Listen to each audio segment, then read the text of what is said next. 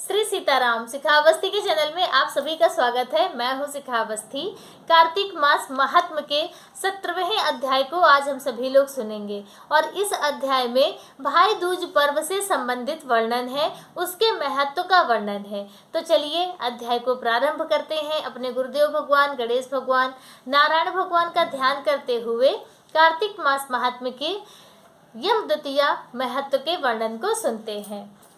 तो ब्रह्मा जी कहते हैं कि मृत्युनाशक यम द्वितीया का व्रत का वर्णन अब मैं कहने जा रहा हूँ, जिसे ध्यान से सुनो। यम द्वितीया तिथि को ब्रह्म मुहूर्त में उठकर मन ही मन अपने हित की बातों का चिंतन करें। उसके बाद सभी दैनिक कार्यों से निवृत्त हो दंत धावन पूर्वक प्रातःकाल स्नान करें। फिर श्वेत वस्त्र, श्वेत पुष्पों की माला और श्वेत चंदन धारण करें। नित्य कर्म पूरा करके प्रसन्नता पूर्वक औदुंबर यानी गूलर के वृक्ष के नीचे जाएं। वहां उत्तम मंडल बनाकर उसमें अष्टदल कमल बनावें। तत्पश्चात उस औदुंबर मंडल में ब्रह्मा, विष्णु, शिव तथा वीणा पुस्तक दायिनी धारणी वरदायिनी सरस्वती देवी का स्वस्थ चित्त से आवाहन एवं पूजन करें। चंदन, अगर, कस्तूरी, कुमकुम, पुष्प, धूप, दीप, नैवेद्य, नारियल आदि के द्वारा पूजन करके अपमृत्यु निवारण के लिए वेद वेत्ता ब्राह्मण को अलंकार सहित दूध देने वाली अस्वस्थ यानी कि स्वस्थ गाय का दान करना चाहिए। उस समय ब्राह्मण से इस प्रकार कहें कि हे विप्र, मैं अपमृत्यु का निवारण करने के लिए संसार समुद्र से तारने वाली यह सीधी साधी गाय आपको दे रहा हूँ। यदि गाय न मिल सके तो ब्राह्मण को भक्ति पूर्वक एक जोड़ा जूता ही अर्पण कर दें।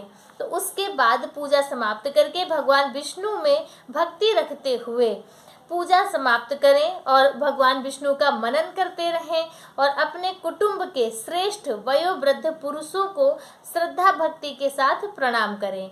फिर अनेक प्रकार के सुंदर फलों द्वारा अपने स्वजनों को तृप्त करें। उसके बाद अपनी बड़ी बहन यानी अपनी सहोदरा यानी कि बड़ी बहन के घर जाएं और उसे भी भक्ति पूर्वक प्रणाम करते हुए कहें कि सौभाग्यवती बहन, तुम कल्याणमयी हो। मैं अपने कल्याण के लिए तुम्हारे चरण बिंदों में प्रणाम करने के उद्देश्य से तुम्हारे घर आया हूँ। ऐसा कहकर बहन को भगवत बुद्धि से प्रणाम करें। तब बहन भाई से यह उत्तम वचन कहेगी, भैया आज मैं तुम्हें पाकर धन्य हो गई। आज सचमुच मैं मंगलमयी हूँ, कुल दीपक। आज अपनी आयु वृद्धि के लिए तुम्हें मेरे घर में भोजन करना चाहिए। मेरे सहोदर भैया, पूर्व काल में इसी कार्तिक शुक्ला द्वितीया को यमुना जी ने अपने भाई यमराज को अपने ही घर पर भोजन कराया और उनका सत्कार किया था। उस दिन कर्म पास में बंधे हुए नारकी पापियों को भी यमराज छोड़ देते हैं, जिससे वे अपनी इच्छा के अनुसार घूमते हैं। इस तिथि में विद्वान पुरुष भी प्रायः अपने घर भोजन नहीं करते। बहन के ऐसा कहने पर व्रतवान पुरुष वस्त्र और आभूषणों से हर्षपूर्वक उसका पूजन करें। बड़ी बहन को प्रणाम करके उसका आशीर्वाद लें। उसके बाद सभी बहनों को वस्त्र और आभूषण देकर संतुष्ट करना चाहिए। अपनी सगी बहन न होने पर चाचा की पुत्री अथवा पिता की बहन के घर जाकर भी आप आदर पूर्वक टीका करा के भोजन कर सकते हैं।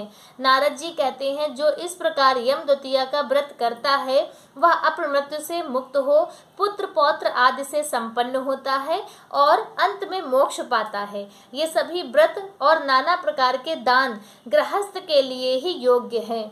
व्रत में लगा हुआ जो पुरुष यम द्वितीया की इस कथा को सुनता है उसके सब पापों का नाश हो जाता है, ऐसा माधव का कथन है। कार्तिक शुक्ल की द्वितीया को यमुना जी में स्नान करने वाला पुरुष यमलोक का दर्शन नहीं करता। जिन्होंने यम द्वितीया के दिन अपनी सौभाग्यवती बहनों को वस्त्र दान आदि से संतुष्ट किया है, उन्हें 1 वर्ष तक कलह, परेशानी अथवा शत्रु भय का सामना नहीं करना पड़ता है। उस तिथि को यमुना जी ने बहन के स्नेह से यमराज को भोजन कराया था, इसलिए उस दिन जो बहन के हाथ से भोजन करता है वह धन एवं उत्तम संपदा को प्राप्त होता है। राजाओं ने जिस कैदियों को कारागृह में डाल रखा हो उन्हें यम द्वितीया के दिन बहन के घर भोजन करने के लिए अवश्य भेजना चाहिए। वह भी ना हो सके तो मौसी अथवा मामा की पुत्री को बहन माने, अथवा गोत्र या कुटुंब के संबंध से किसी के साथ बहन का नाता जोड़ लेना चाहिए। सबके अभाव में यदि कोई भी आपको नहीं मिलता है तो किसी भी समान वर्ण की स्त्री को बहन मान ले और आदि को ही बहन बना ले। उसके भी अभाव में किसी जंगल झाड़ी को ही बहन मानकर वहां भोजन कर लें। यम द्वितीया को कभी भी अपने घर में भोजन नहीं करना चाहिए।